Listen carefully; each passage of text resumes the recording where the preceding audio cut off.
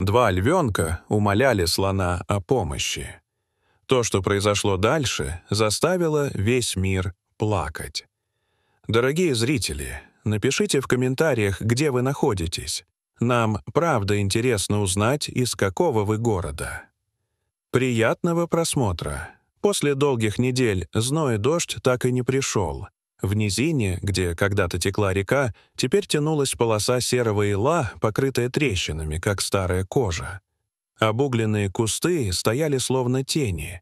Здесь недавно прошел пожар. Воздух еще хранил горький запах гари, и даже ветер шел осторожно, будто боялся потревожить тишину. По обочине бывшего русла шла слониха. Ее кожа потемнела от пыли и пепла, глаза были усталые, но внимательные. Она искала воду, не для себя. Где-то позади остались слонята, маленькие, беспокойные. Она шла вперед, как разведчица жизни. С каждым шагом земля стонала под ее тяжестью, тонкий слой пепла поднимался в воздух и оседал на спине, словно снег. Саванна за ней молчала. Только редкие крики цесарок нарушали ровное дыхание дня. Вдруг она остановилась. Ноздри дрогнули. Запах крови, слабый, но свежий. Слониха насторожилась, подняла хобот. Ветер принес другой запах. Молока, львов, страха. Там, где долина сужалась, два крошечных львенка карабкались по насыпи. Их шерсть была покрыта пеплом. Один падал, другой ждал, потом тянул брата за шкирку, как мог. Они шли не к добыче, не к спасению, а просто вперед, туда, где кто-то мог услышать. Их глаза были расширены, дыхание сбивалось, движения нервные. Слониха стояла, наблюдая.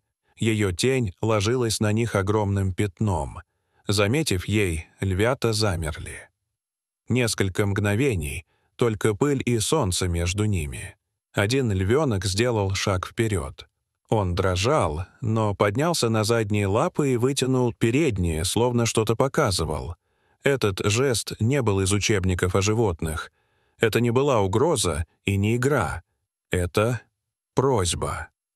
Слониха медленно опустила хобот, будто проверяя, не обман ли это, не ловушка.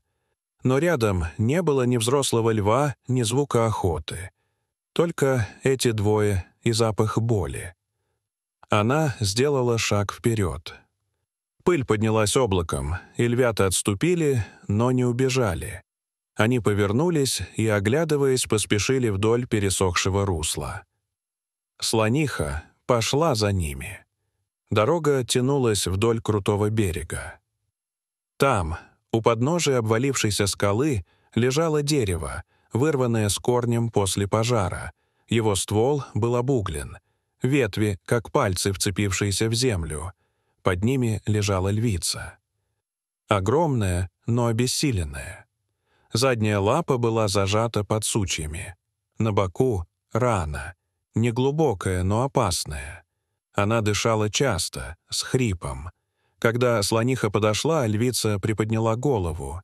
Их взгляды встретились. Между ними не было страха, только понимание. Они обе были матерями. Львица тихо шевельнула хвостом, не угрожая. Львята сразу бросились к ней, терлись о морду, лизали уши. Она обнюхала их, словно проверяя, что это не сон. Слониха стояла неподвижно, изучая дерево. Ствол был толстый, но не целый. Можно было сдвинуть, если найти верную точку. Она осторожно коснулась его хоботом, потом чуть подвинула ближе. Земля под ней дрогнула. Первый толчок — дерево не поддалось. Второй — лишь треск коры. Львица шипела от боли, но не двигалась. Слониха сделала третий толчок, сильнее, и древесина, наконец, треснула со звуком, похожим на удар грома. Пыль взлетела столбом. Ветер подхватил ее и унес. Под деревом открылась свобода. Львица вытащила лапу, сжала ее, будто проверяя. Она упала на бок, тяжело дышала, но в глазах уже светилась ясность. Слониха стояла рядом. Ее дыхание было ровным, глубоким. Она не уходила. Она ждала. Львята снова подползли к матери. Один из них осторожно положил лапку на хобот слонихи. Та не отдернула. Они стояли так несколько секунд. Маленькая лапа и серый хобот — две жизни, которые по природе не должны были встретиться. Когда львица наконец подняла голову, ее взгляд встретил взгляд слонихи. В нем не было благодарности по-человечески, не было улыбки. Только тишина, равная словам. Она моргнула медленно, словно кивнула.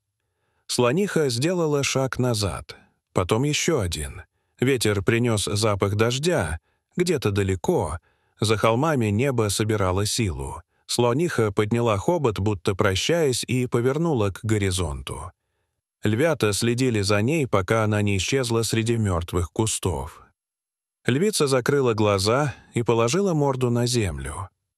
Львята прижались к ней, зарылись в ее шерсть.